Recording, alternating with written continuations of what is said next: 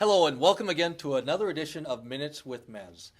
Before we talk about some upcoming school events, I have two senior members of our forensics team, Sydney Trotter and Taylor Weiss here, and they're going to talk about how the forensics team did at the state forensics competition, which was held last weekend.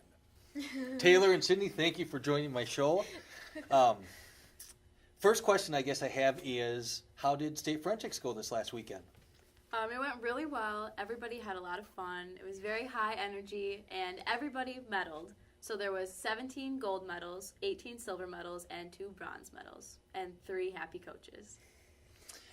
You mentioned gold, silver, and bronze. I don't know if everybody understands quite how you earn a medal at state forensics. So, like for example, to earn a gold medal, what do you have to do to get a gold medal at state? So to earn a gold medal, you'd have to get a 25, which is a perfect score. Okay, so a 25 out of 25 gets you a gold, and a silver? Would be a 24 or a 23 out of 25. Okay, and then bronze would be something under a 23. Yep, and I think that the cutoff for that is 19. Okay, very cool. Sounds like we did very good. And I think both of you have been in forensics for all 4 years here at high school.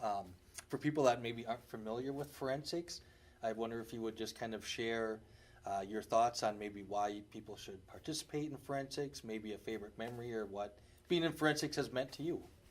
I don't know. I feel like forensics kind of gets a bad rep like around the school because it's not like a sport or really anything, but it really gives you like lots of life skills that you'll carry on into adulthood, like public speaking, and it's nice to be able to take that criticism from a judge and like better yourself for the next time.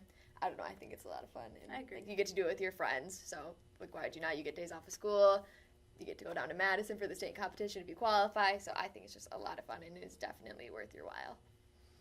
Okay, well, great. I appreciate both of you for joining me today, and good luck to both of you after graduation. Thank you.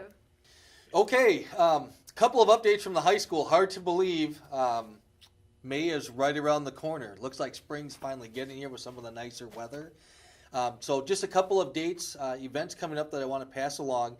First and foremost, with our last winter storm, unfortunately, we do have another day to make up for students.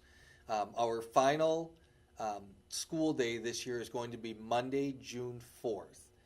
It's not going to impact graduation. We are still planning to have our seniors graduate May 25th, which is a Friday, but all students are going to be expected, all other students, 9, 10, and 11th graders, are going to be expected to report to school on Monday, June 4th. And what we're going to use that day for, we use that day to wrap up a lot of our end of the year activities, such as collecting student computers.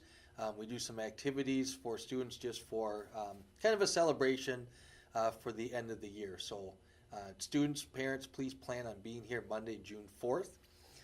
Some other things coming up of note, our last round of state testing called the Aspire test, that test is given to our 9th graders and our 10th graders. And it's a predictor test is what it's called. Students take that test. It gives us an idea of how well they're going to perform on the ACT that they take as juniors. Our Aspire testing date is set for Tuesday, May 1st. It's going to be a regular day of school for everybody. However, while our juniors and seniors are in classes, our freshmen and sophomores will be in their homerooms taking that Aspire test. It's about a 4-hour test. It's computerized, so it's very important that we have great attendance on that day, especially our 9th and 10th graders. Finally, very exciting opportunity coming up here at the high school. We're actually in homeroom in about 30 minutes. We are going to be starting our process, but we are going to do a community service day here at Cameron High School. It's been a number of years. Some of you that have been in the area may remember a time when the high school did a community service, but I think it's probably been at least 10 years or so since we've done community service. So what's going to happen on Wednesday, May 9th is going to be our community service day. Students today in homeroom will be hearing about the different places and opportunities to do community service and signing up for an event that they would like to help with. Lunch is going to be provided for all of the students that day. It's going to be a sack lunch, either a ham and cheese sub or a PB&J Uncrustable for their for your sack lunch. So if students would not like either one of those, they certainly can bring their own lunch. But we're going to have all of the students sign up for a site to go to, and then we're going to do a little more planning next Monday, and then on that Wednesday, May 9th, we'll have some classes in the morning, then we'll get some buses, we'll send all students and teachers out to different areas to do some community service projects.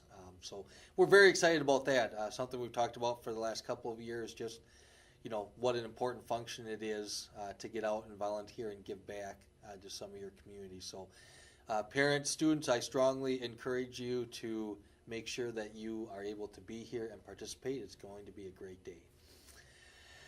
That's about all we've got going on right now at the high school. Besides the wrap down end of the year, we'll come on and we'll do one more show here in May. Talk a little bit more about graduation and some of the summer plans, summer school, that type of thing. So once again, thank you very much for joining me, and we'll talk to you again soon.